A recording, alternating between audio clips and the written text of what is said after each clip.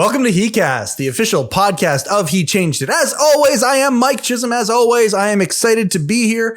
You might think that I start every podcast the same way, saying how excited I am. You might think I'm lying. Guess what? I am not. Talking about what HeChangedIt is doing and seeing the effects of what is happening as a result of those efforts is, I don't know what to say. It's joy to me. It's just an incredible thing. I am excited beyond measure anytime I get to have one of these conversations and talk to somebody in the area of men's mental wellness, mental health. And you know what? My life's motto is don't focus on the problem, focus on the solution. And that's what this podcast is for. We really want to help create solutions for people that might be in the dark, build some light for them. If you haven't subscribed to heCast yet, what the heck are you waiting for? Please hit the subscribe button. And even more so, could you share us? Could you rate us? The HeChangedIt overlords, they love those metrics. And if you could help move those metrics forward, we would very much appreciate that. If you haven't downloaded the app, once again, what the heck are you waiting for? Hey, the HeChangedIt app is moving leaps and bounds. There's very cool things, even though it's considered beta still. This is still kind of a startup kind of a thing. You can get the app in the Apple Store, the Google Store. Just search for HeChangedIt. You'll find the He app. You can download it. And we're just really excited to watch this community grow, this movement that is happening in the HeChangedIt universe. Now, that being said, I alluded to the joy that I get for doing this podcast, and that is certainly the case because I get to talk to cool people about cool things.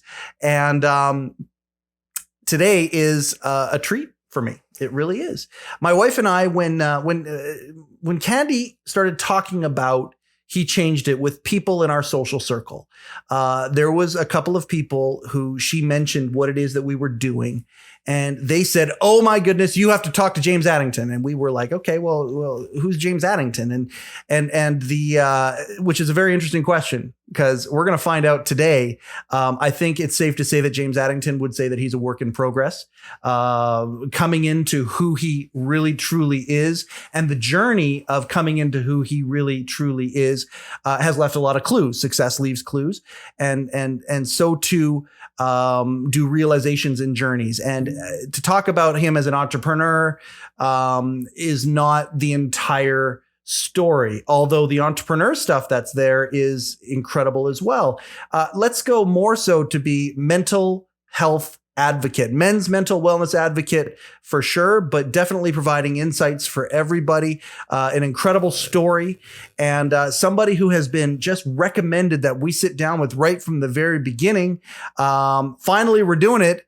James Addington, welcome to heCast. Thanks for sitting down with us and being a part of this. Thank you so much for having me. I appreciate it. As we're doing the live thing, I love when we do the live thing while we do the recorded thing and little teasers for what's about to come. I have to ask you first about, well, we're going to get to your journey. We're going to talk about that, of course. I love the phrase, a fisherman can always recognize another fisherman. And I look at you and just your attire alone. I have always been considered, people have called me flamboyant. They've called me, because I march to the beat of my own drum when it comes to how I dress and the way that I act and all of that stuff. I see you and just first impression alone, here's a guy who gives zero fucks in the sense of I am going to be who I want to be. And whether you like it or not, that doesn't change my decision in doing that. Has that always been you? I think to start, I was a guy who gave too many fucks and would always overanalyze what I thought about myself or what I thought about others or what others' opinions were of me and who I was. And it was really when I changed the perspective to be ahead of that and say, this is who I am. I know who I am. I accept who I am. And that integrity of myself, there wasn't anything anyone could tell about me that I didn't already know about myself. And with doing so, kind of came back to my fashion. My fashion was always high. I always dressed to the nines. It was always important. Yep. But now it's a bit of wear what you want, when you want, and play to the day that's happening, right? And how you're feeling. Exactly. Well, Yeah. I mean, clothing many times and how you present yourself to the outside world is a reflection as to how you're feeling in that time or the energy that's going on around you, that kind of a thing. And to not accept that, I think in many ways mentally can be like tying one hand behind your back. Totally. And, I grew up very fashion forward. My parents was always something that was important to us. My dad always dressed to the nines. He was the guy that would wear a full suit to get on an airplane when we're flying to Florida at Christmas time, that sort of style. And we always shopped and we always found that. And so fashion was always a big piece. And then through working in the corporate world and my career in hotels, I wore a suit and tie every day.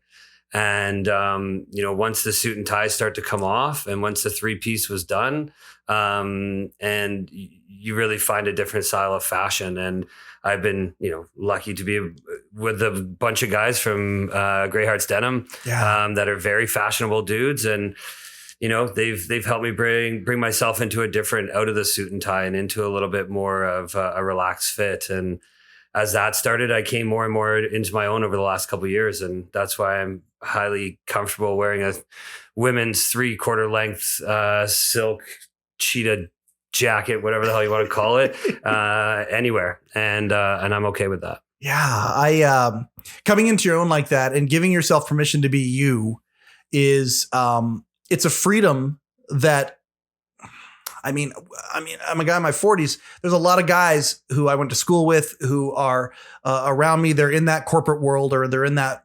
the world where many times their identity is wrapped around what it is that they do. And they can't be that free to do that kind of stuff. They whether they can't based on what somebody else says, or they can't based on what they have told themselves, which many times is a lie flat out. Did you have to ever give yourself permission to let go of some of those shackles? Is that something that's been part of your journey?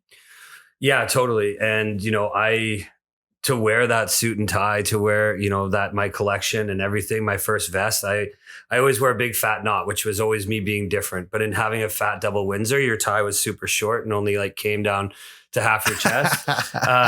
So I then wore a vest over top, and I still remember buying my first vest and progressing.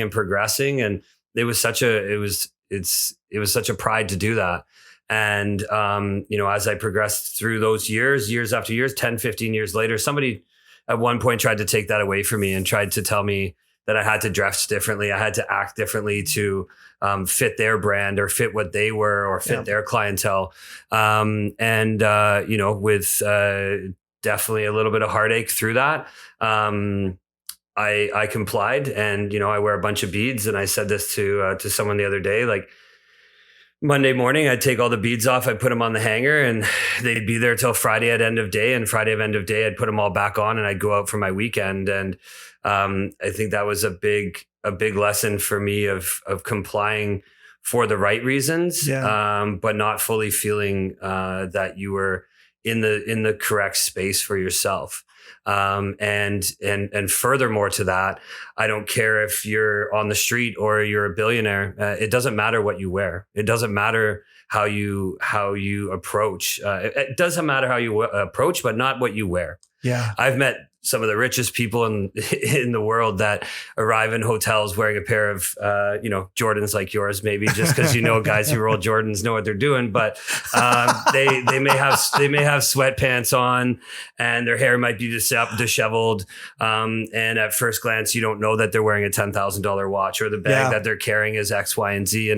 And it doesn't matter in the service industry, which is where I've spent my entire life. It doesn't matter what walk of life somebody comes from. It's how you treat them. Yes. So what I found is kind of the opposite. The more relaxed fit, the more approachable in nature has created some pretty cool and unique conversations through that. I can't wait to get into Modern Man and the lifestyle. I call it a brand, but it's more of a way of living that you are getting out there and promoting. And I can't wait to get into that and how you evolved into that. But I want to ask this question. I know that mental wellness and especially men's mental wellness in being who you are supposed to be is extremely important to you and helping to unlock and create freedoms for men to do that is extremely important to you. Has that always been the case, or is that something that's evolved more recently?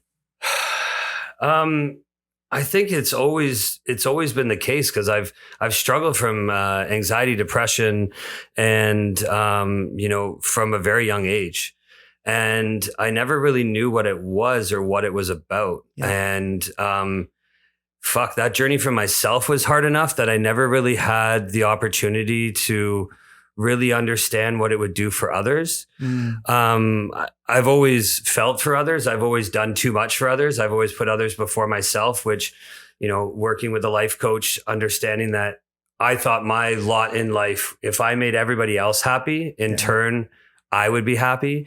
And subsequently I would be progressing in my life. And unfortunately, it was when he said that that's absolutely not the case. Yeah. Did I really start to work through those things as well? So have I been an advocate? I think so. Have I been a leader, a natural born leader in my life, in work, managing people, taking care of people? For sure. And in a work life, I think I've always been an advocate for others, and rightly so. As you manage a team of anywhere from 5 to 50, yep, you are controlling, or you are part of someone else's life. Yep. No question. Yep. But I would do that at probably the detriment of my own life. And having some time over the last couple of years to really reflect on that and do me, I've realized how important it is for me to live my life. I appreciate where you're coming from. We've used this analogy on here many times. Candy and I in our book use this analogy too when we release that. Like it's the airplane example. If the cabin depressurizes, it doesn't matter who's sitting with you. It could be an infant. You put your mask on first. Yeah. And totally. And those people who have the empathetic type personalities, where they really get a charge, even they feel fulfilled in helping somebody else. Yeah. Fantastic. But the detriment is that many times they leave themselves to last, if at all. And that can create a whole bunch of things where, if the self-care, I use the analogy of the sponge. If the sponge goes dry, you can't hydrate anybody else. You can't do anything. So you got to periodically, rehydrate that sponge so you can exercise those gifts. You talk about that lack of self-awareness, self-care for those years, thinking about others, putting them first, which is admirable. But would you say that's one of the factors that led to some of these hurdles, these depression, anxiety, some of these things in your life? Yeah. And I think putting others first, I maybe just need to touch base on that for just a second. Sure. I am very fortunate. I grew up very, very well off. I grew up with parents that made sure that I had everything I ever wanted. I lived in Oakville. I was born there. I lived in Monterey, California, Pebble Beach, as we were talking. These aren't just little places in the world, right? I went on trips. I saw the finer things in life, no question. So in a way of putting myself first, I did in that. And my parents have always been there for me, and love to them. But there was always this underlying sense of depression and anxiety of not doing that. And maybe I just lost the question, but I'll go on a tangent as I do. No, it's okay. When you're suicidal, when you live your life and not knowing that you'll get past the age of 10 or 16 or 18 or 21 or fucking 37. Sure. When you have those feelings of that you're at the end of your rope and there's nowhere else you can go. And to go down that path, and thankfully, I haven't, you really understand what toll that takes on anybody. Mm-hmm. And so for anyone that's taken their life, for anyone that's lost that, no question. And I remember talking to someone a year ago, maybe a year and a half ago, about them losing 2 of their sons. And I wanted to be a part of helping him and his focus. And he literally said to me, "You will be able to bring joy to me and to others right now, but unfortunately, you got a lot of shit. You got to go deal with that." And that was some of the craziest advice. I'm like, I'm just here to help. I'm here to go. And this guy doesn't want me to help him. Yeah. And he can realize from just our conversation that all my efforts need to be on me. And when I did that, it was just another aha moment of okay, when life happens for you, when you are ready to help others, when you are ready to continue your journey of helping, you'll be in the right place. And it's funny because you naturally, in that state especially, you think, oh, helping others. That's the way to go.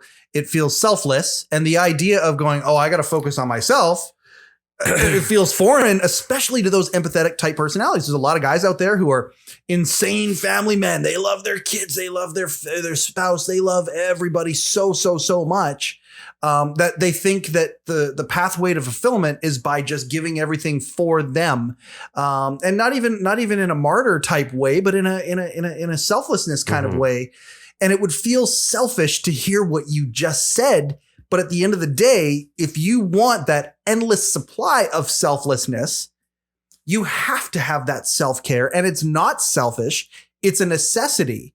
And I would even submit that the idea of somebody who has so much to give, it takes a lot to power that battery. And charging that battery up every once in a while is paramount, because at a certain age, it's going to stop. You're going to run completely dry. And it feels like you started running into issues like this even early on in life. Totally. And that's such a good point. And like, we said briefly, and for those listening, there's been no pretense to anything today other than just a quick conversation, which I think is super rad. And I really want to focus today on the future and sort of the helpingness and the healthy side of where I'm at is more than the negative. I've lived that dark. But what you just said there, the energy it takes a lot. And now like finding the energy that it's taking for me to be able to like give or be present or listen or be an advocate or whatever, go for a walk with a friend who it doesn't take any effort. Yeah. And just not even knowing that how authentically being of myself and talking is takes that kind of work out and shows people that authentic side. And I think that that's what's so important for me, is that like, this is fucking me. This is raw. This is real. Like we can talk about anything. I'll be happy to share any of my journey. Sure. And I think, what I've seen people like, oh, you're talking on Instagram all the time. Like you're doing these videos, like you're doing all this stuff. Like there's a lot of energy putting out there, a lot of weird things. And like even my parents hearing shit for the first time on Instagram, me telling about drug addiction or life or whatever else. And like it was a platform. It's a platform that has got us together today. Yes. And it's a platform that used in the right way, it can have a great impact on the community. And that's how I continue to use it. And the community that I've found through Instagram, people always say like, you're always posting things, like why? And it's like, well, it's an easy outlet to be yourself, or it's an easy outlet to get really caught up on who you want to be. But if you just show up for you, then it's going to be a representation of your life.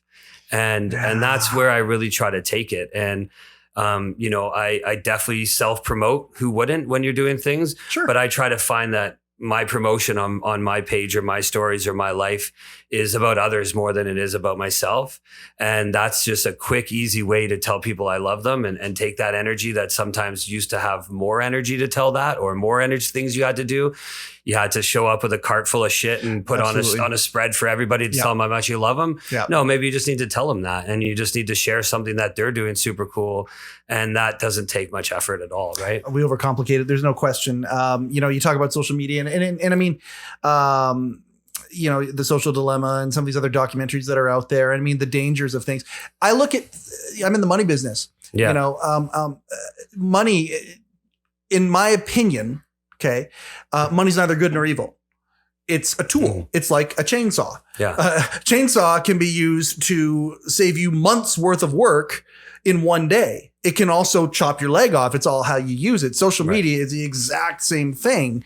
You can use it and it gets the glamorized version of what's out, the narrative out there right now is the negative of what it's being used for. But at the end of the day, there are tremendous positive things that can be it can be used with. And let me just say, first off, what's your Instagram handle? Let's do it right now. As a friend, Nico would always say Jaddington. So J-A Addington 004 at No, that's it. I think. You're I don't know. Is that how that works? Is there a Gmail or something? No. That's your email address. You want to give that out, you can too. Sure, but I don't really know how that all works. But at JJ Addington, JAADD,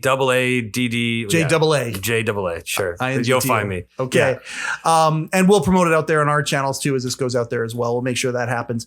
But I want to go back to something that you said earlier, like seizing that power, having that. You don't need to put a spread on for people to show them how much they appreciate it. Also for yourself, same thing. We talked about fashion earlier. Mm-hmm. I got a coat that I inherited from my father-in-law when he passed away. It's a tobacco leather 3/4 length with massive lapels jacket. And I put that thing on and I swear to God, James, it's like a suit of armor when I put it on. I put it on. It's like I'm putting on a persona. I feel like I could be in a Beck video or a 90s Beastie Boys video in that jacket. Like I just love it so much. Mm-hmm. And sometimes to get that kind of power for ourselves, we think about, I got to go for a spa weekend, or I got to go and go on a retreat of some sort, or I got to read a book. It's going to be effort. No, sometimes it's just putting on the right article of clothing. Yeah. If you know yourself well, sometimes that's all it takes is to exercise that little bit of self-care and how, you're not necessarily as bad as you think. But if we dwell on the bad part, then that's all we're going to see. But what would it take to help little teeny tiny things to help with that self-care? Totally. Yeah, like this gown, jacket, silk has definitely has become that for me too. And like when I got dressed this morning, I was conscious of what I was putting on and the people that are a part of what I'm wearing or who I'm wearing it for, and how much that I love them and what they've done for me. Yeah. And as much for myself. And like I fucking carry a bowling bag that looks like a purse. I wear this, I wear that. I wear female glasses, but they're just glasses. And I like them because I like them and I feel comfortable in them. And I wear what I wear because I do. But yeah, there's definitely a sense of pride when you do those things, and in the sense of anxiety going away, like a necklace or something that I've worn for 12 years that has never come off, that means something. Or yeah. So, and it also the shock value, like the straight conversation. Yeah. And of course, with modern man being a feminine man in a masculine world, the conversations that strictly come from this are staggering. Yeah. And to see, somebody at one of the local restaurants the other day asked me if I was wearing a costume, this is what I wear up to. And I said, no, this is what I wear every day. And he's like, well, I don't know what that means. And I was like, well, that's what it is. Right. Yeah. But also conversations with men that are just like, damn, man, like your fit looks good. Yeah. And like to hear dudes, like I will look at someone's shoes first, their wrists second. First thing you did today was compliment on my shoes. What are your shoes? Like, like you got Air Maxes on, you got Jordans, you got not, you're a New Balance guy, who cares? Yeah. That's where I'm going to look first. And it's really crazy how many times I've gotten stopped recently, and it's just started a conversation with a guy or a gal, and asking questions or just providing feedback. And that's why the fashion that's involved in the modern man piece is really there. It was important for me that it was, it's Harry Styles meets David Bowie, featured in Vogue magazine. That was always the vibe I wanted to do when I put that out. And the photographer, young Jimmy, fucking nailed it, man.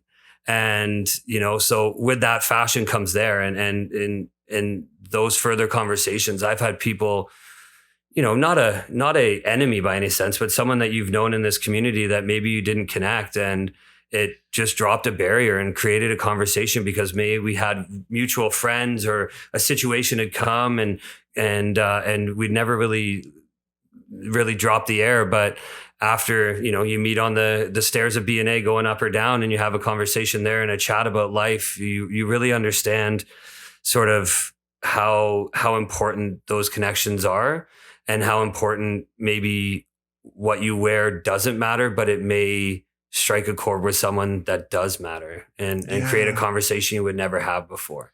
It's funny. There are guys out there right now, and I want you to go into modern man a little bit because it fascinates me, the idea of a feminine man. Many times there are guys listening to this right now, and you think of feminine man and automatically they go one place. They think, oh, okay, well, it must be gay, or it must be fluid, or it must be whatever. Right. And that's not that's not what we're talking about here. So I want to get you to talk about that and what modern man means to you and the fashion part. I just love the idea, though, that for certain guys, it might be fashion. For certain guys, it might be a hobby that they have, something that they enjoy doing. But if ever somebody can find that one thing that creates some freedom in allowing them to be authentic, and to me, half the battle is finding the awareness. There are so many guys that are tunnel visioned right now, connecting somebody else's dots that somebody else laid out for them. They're trying to connect those dots and trying to figure out what the picture is. But at the end of the day, sacrificing, they don't even know who they are inside. And I think that's the job of, this podcast, talking to people. We want to help guys who don't know who they are figure out what it is that makes them them. And so I just think what you're talking about here is really important. And I just appreciate so much how forward and boldly you can authentically be you without the fear of judgment. Before we get into modern man, that's the question right there. That was a long-winded way of getting around to the question. Have you always not feared judgment, or do you still fear? Do you fear judgment to this day? Does it come in waves? When it comes to you doing this and being judged, how is that affecting you maybe then versus now? Oh yeah. This was like a recent couple years of not being able to feel like I'm being judged all the time. Yeah. And I still do. Like, anyone who knows me, I wear my heart on my sleeve. I'm emotional. Yep. In business, I've really tried personally to take that emotion and pull it back and really focus. And that's really helped my business career. No question. Yep. But yeah, man, like, I'm definitely the overthinker. I'm definitely the guy that drives home and like dissects every conversation and tries to understand what that person was really saying. Like, so many girlfriends I've just gone off and like telling these, and I'll have girlfriends. Yeah. Just, I'd wear this, but that's the whole point. I'm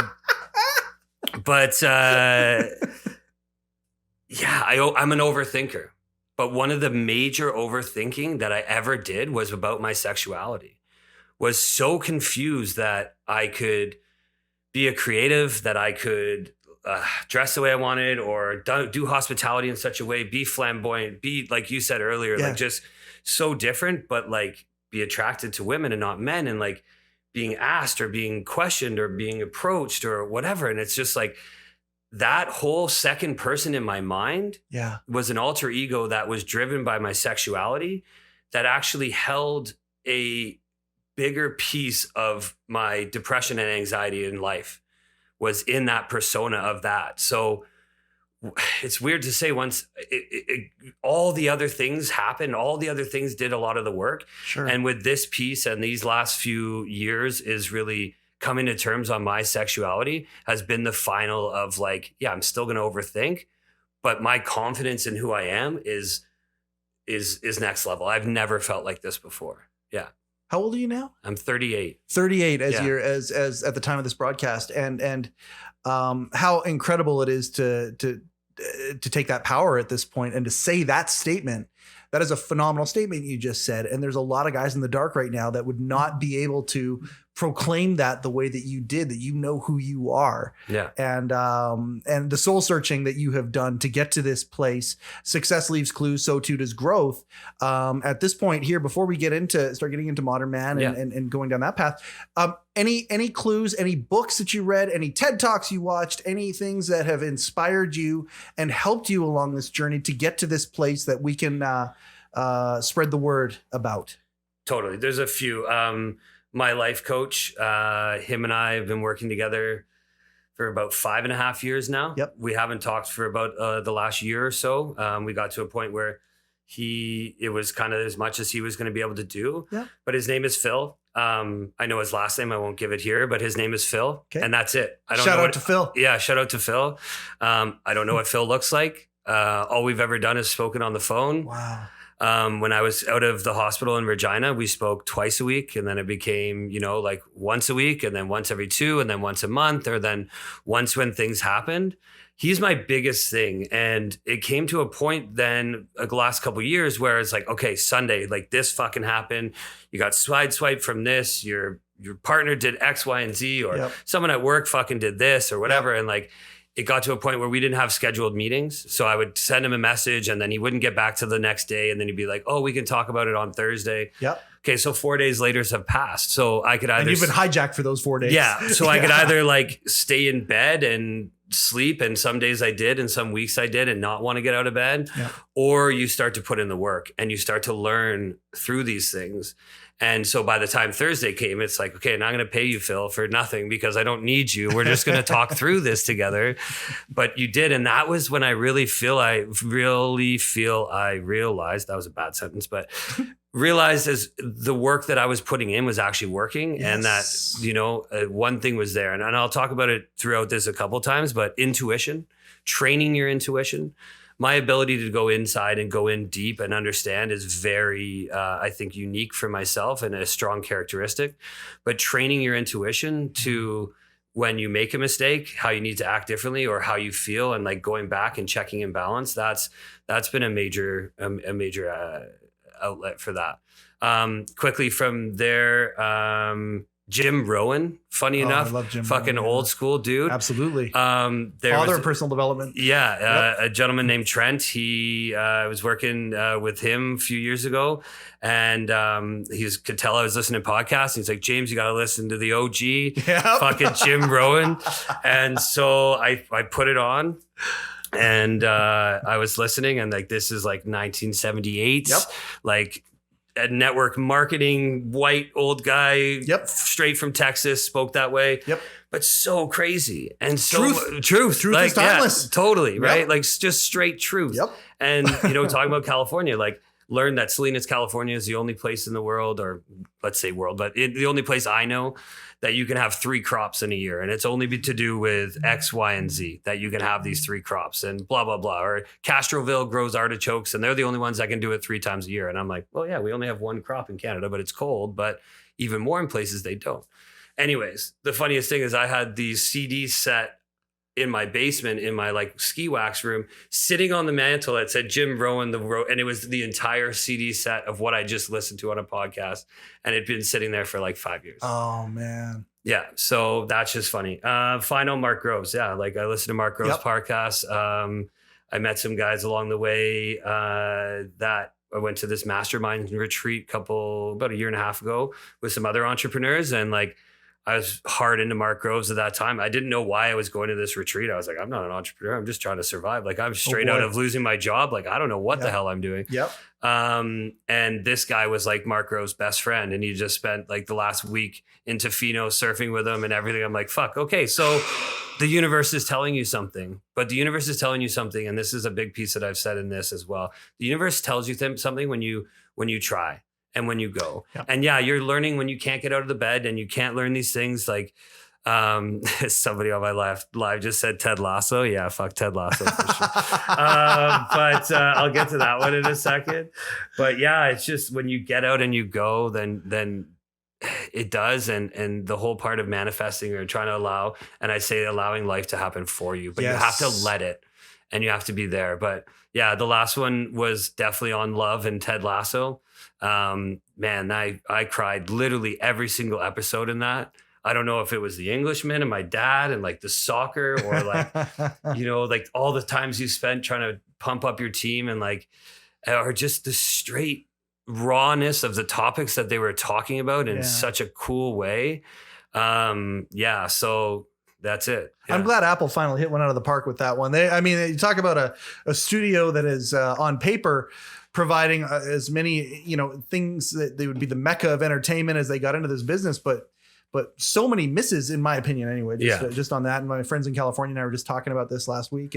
But Ted Lasso is the one that you talk about a home. Well, that's a bad analogy, I guess, because it's soccer, but talk about a home run as that show has touched the hearts of many, many people. And it's the ideas that they touch on in there. Again, what I'm hearing too is you talk about what Candy and her team, my wife and her team, are trying to build with HeChangedIt.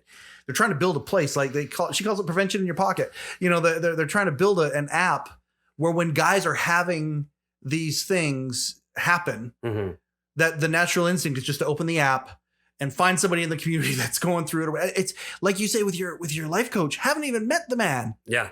haven't even met Phil, but having someone to bounce shit off of. Yeah. Somebody who may have had some experience. You know, we talk about vulnerability all the time on this podcast. Of course, vulnerability comes up. And how many men are just locked up? They can't get vulnerable. They won't get vulnerable, whatever it is. But the idea of helping somebody is something that we naturally do. They've come up with a mocking term about mansplaining. And don't get me wrong, things can go too far. But mansplaining. Have you heard mansplaining? No. There's people who talk about mansplaining and they talk about it like a negative, like, leave it to the man to come in here and try and tell you how things go. But it comes from an instinct where if somebody's going through something and we've gone through it, we will many times go and try and say somebody's painting a fence. And we've painted a fence already and we see them doing it incorrectly or doing it inefficiently. We naturally, many times, will walk over and try and give tips. That's vulnerability too. Interesting. And the whole idea of building this app where guys can go and they can bounce things off of each other. And when you have this plethora of experience, hey, I went through that a while back. You've talked about some of the shit you've gone through. Mm-hmm. When you meet somebody who's younger, who's grappling with some of those same things, you have a shorthand that could save that person's literally, I'm going to say save them time, save them effort into finding the right path. But let's go even further. You could save their life because of the sharing of that and the experience that you have done and how willing you are to do that. I just commend you so much for being able to be this vulnerable and being open and whatnot. You already are saving people's lives. And I just want to say thank you for that, James. Like, it's fucking awesome to see you doing this. And it's clear that you're being who you were meant to be. Thank you. In that process. Is that true? Like, are you living more authentically now than you ever have? For sure. I really like that purple behind you. So if you need me to help you teach you how to finish painting your wall, I can definitely help you. It's out of shot. No, I just, you know what else made me be able to see it, but I like purple and it's actually really calming. And like I came in this room and I lit a candle, and do your things. Yeah. The question helping. No. You're just being authentic and helping people with that. Vulnerability and authentic. Yeah, there's no question. And I think you have to do that. And when you make mistakes, the biggest thing that I can say, and like, man, like I remember my mom always saying, like, James, just don't lie to us. You can do anything in the world, but just never lie to us. And I lied. I lied for years to my parents, always. And big things, little things, all sorts of things. All sorts of things. Just convenience.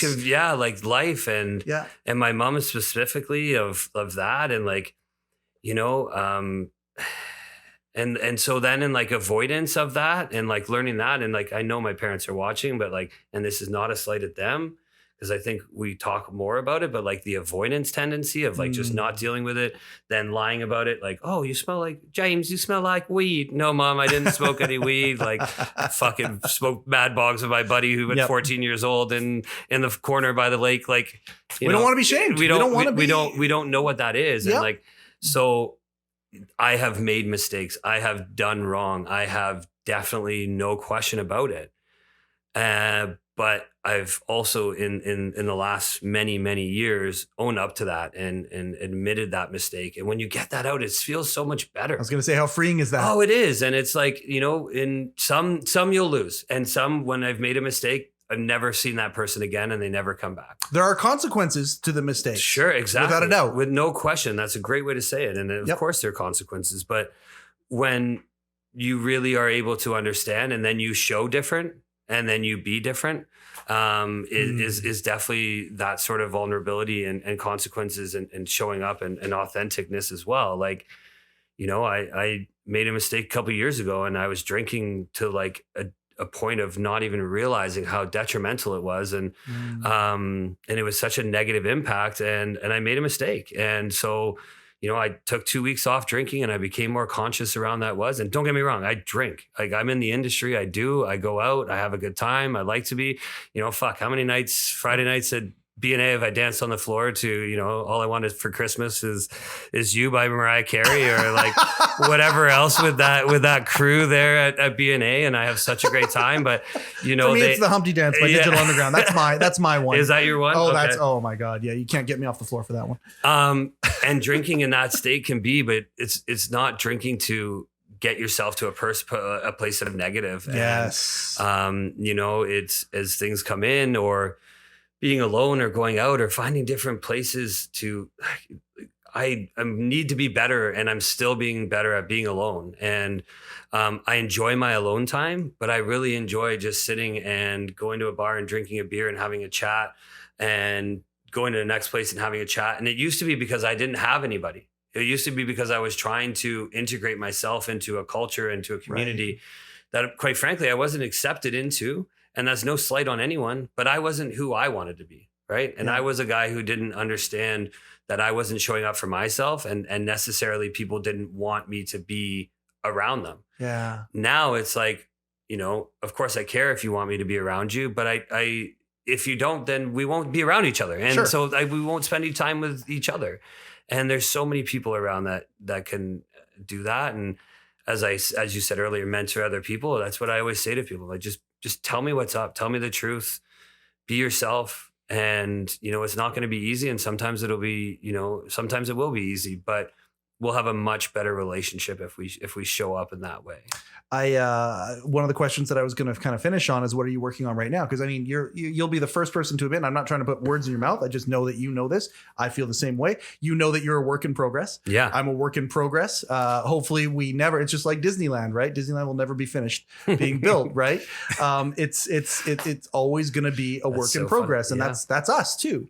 So I was going to ask you what you're working on, being alone. Okay. So there's one of the things that you're kind of working on. Anything else that you're working on right now that you're aware of?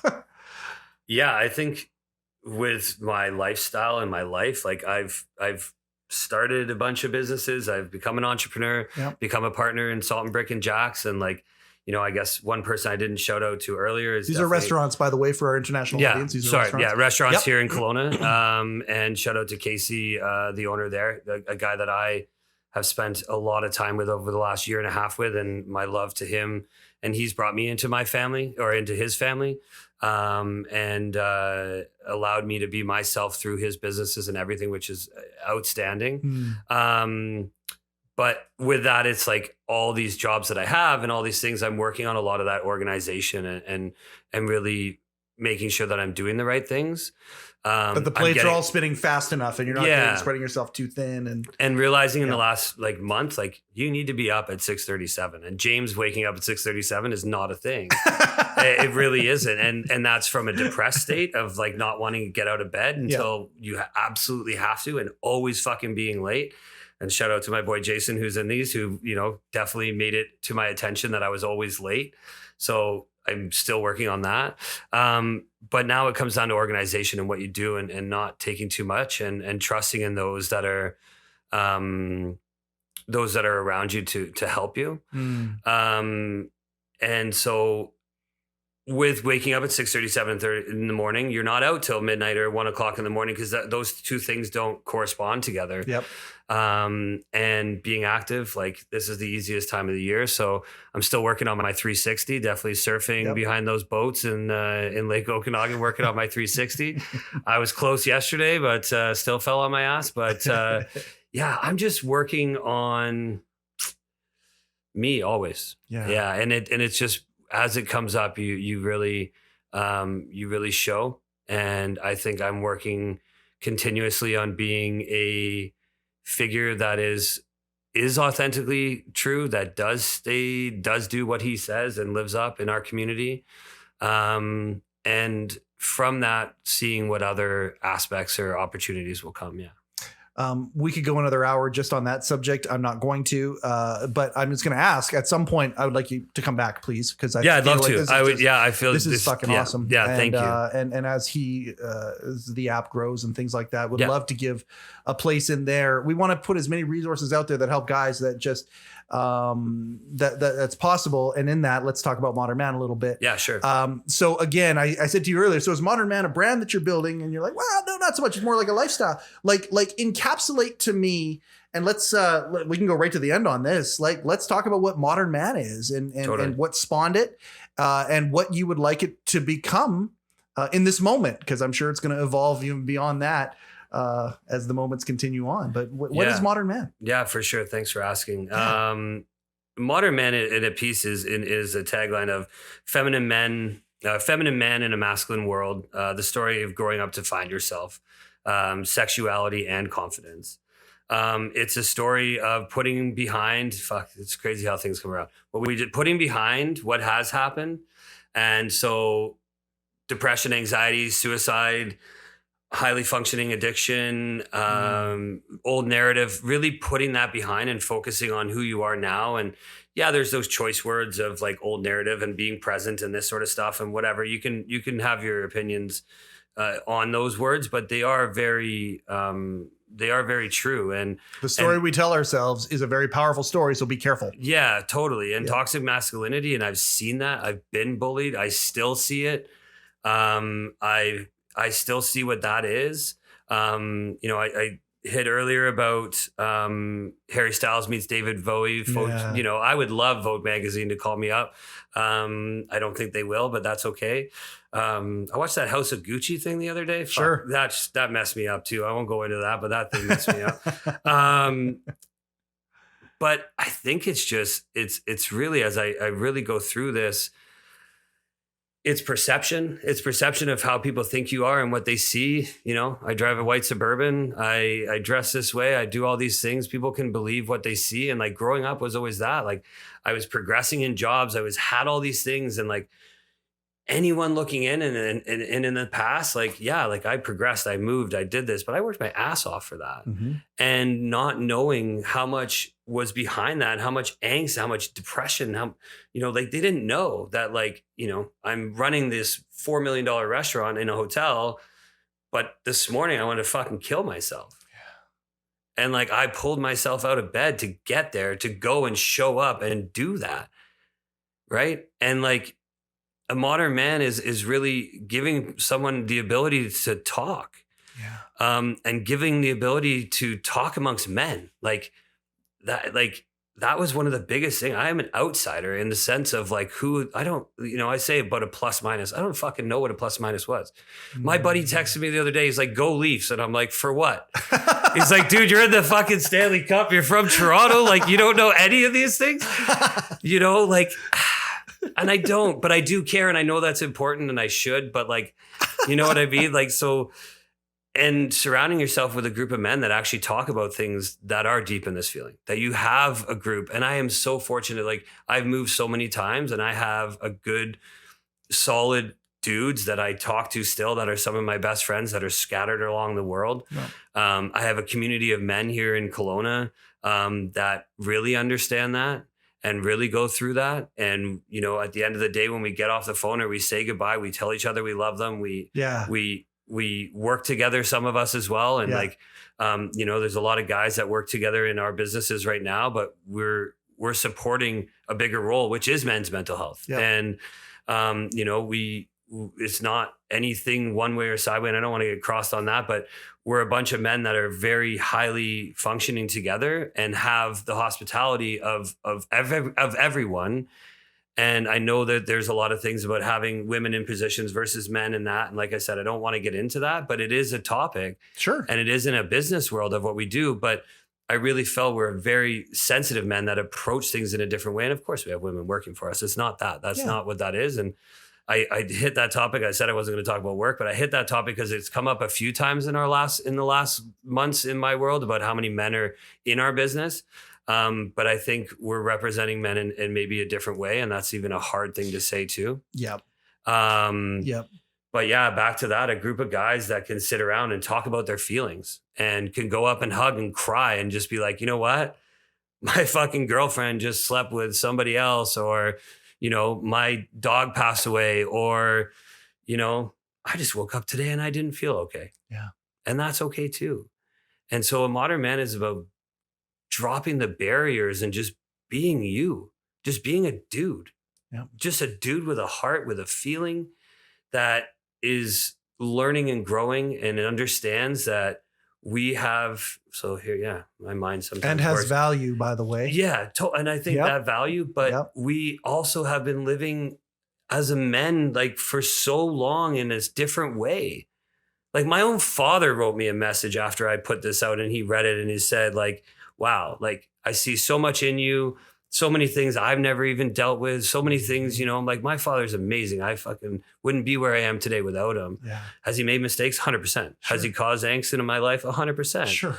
But he has always shown up and done that. And, you know, we think about all the different things that are going on in this world right now, like fucking whatever was put out yesterday, or, you know, to like just around, legislation and stuff. I don't want to get into it, but mainly around men versus women and this sort of that, or like hatred amongst people, war, whatever. Yeah. It takes, I don't know, someone said to me, 3 generations for something to change. So it won't be our kids or my kids, but those kids and those kids' kids that will come through this. And maybe those things will change. But like, I honestly believe in the last 6 months amongst the hate for segregation that's been created. Yeah. In segregation, as awful as it is, it's created these pockets of people to be different. Sure. And either believe something that they want positively or may look at it negatively. Yes. But there's people banding together that are really taking something and being different. And I think that this is a different approach to being a man. Oh, I love. I don't even know where that came from. No, but no, that no, just no, no. came right out of, it is, and we need that. You talk about. Well, I mean, I can respond to this from the sidelines. Like again, I'm a part of HeChangedIt in the sense that I host the podcast, but I'm not the one doing any of the heavy lifting. Like Candace and her team, my wife and her team, are doing the heavy lifting and wanting to literally change the world. And what you just said is we need to do it in a different way. I'm watching my wife, who is the founder or co-founder of a men's mental wellness app, and the flack she takes for that sometimes. Yeah. Why is a woman doing this? And what it comes down to is, I love what you're saying. It's going to come down to collaboration. At the end of the day, she's a mom who doesn't like the world that her boys are inheriting. And she wants to leave the world a better place, because right now, in a lot of pockets that you're talking about, guys are getting kicked around. And in that getting kicked around, they're made to feel, many men are made to feel like they don't have value. And if there's something that is genetically or intrinsically in us, in many of us, is that we need to feel like we're valued. We need to feel like we're appreciated. And you know, my wife doesn't like the world that her boys are inheriting, so she's doing something about it. Yeah. And the answer is, you're both saying the same thing, is it takes collaboration. Yeah. It takes collaboration. It takes people listening on both sides of things and not judging and giving a wholesale disregard for any of this stuff. The truth is going to be in the middle. It's going to be gray. It's going to be messy sometimes. Mm-hmm. And the polarization that you're talking about, this black and white thing that's happening, it does not help. No. And you are a fucking spotlight. Like, you are you're a walking spotlight, James, seriously, for this. The fact that you literally will dress yourself so people notice. It's not just your verbiage. It's not just what you're doing in your business or whatever. You are a walking spotlight for the idea of, okay, let's compromise and let's bring the conversation up. And you're creating an entire movement of your own. And I just love it. I'm so happy that we can have this conversation about it, and you've got a platform to talk about it. As we move into the closing minutes here, what is it that you want folks to know about the movement that you're building, or the lifestyle that you're building, about anything else about James Addington at this moment?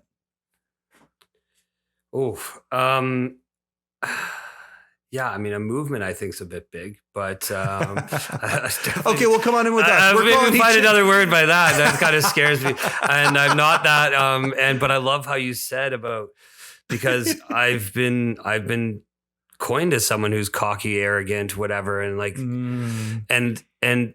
I've used that in the past, maybe because of not who I am. Like, that's not who I am. Like, confidence does not equal arrogance, by the way. And you know the heart behind it. Yeah, totally. And you're not that guy. I think when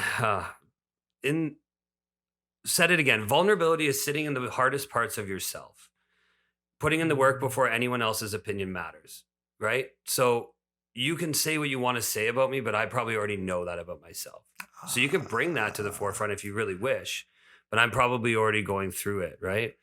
You know, I go through this sort of last piece, and I guess I read sort of a last line as the movement post whatever you just said. That makes me super uncomfortable. Good. I'm glad I stretched you you're a like bit. super You're so good at stretching people. Yeah, I'm glad like, I got to stretch yeah. you a little bit and got you thinking a little differently, no matter how it shakes out. That's a good thing. And I think if you were to go to my Instagram, Jaddington or whatever it is, just look up my name, you'll find it. But there's a video where I try to get through this line and I honestly couldn't. And so I'm going to read it here. And I think this is maybe just my closing remarks, and then we can banter or whatever you need to do. But yeah, my name is James Addington, and I love women. I love women's fashion, but most of all, I love the man I've become.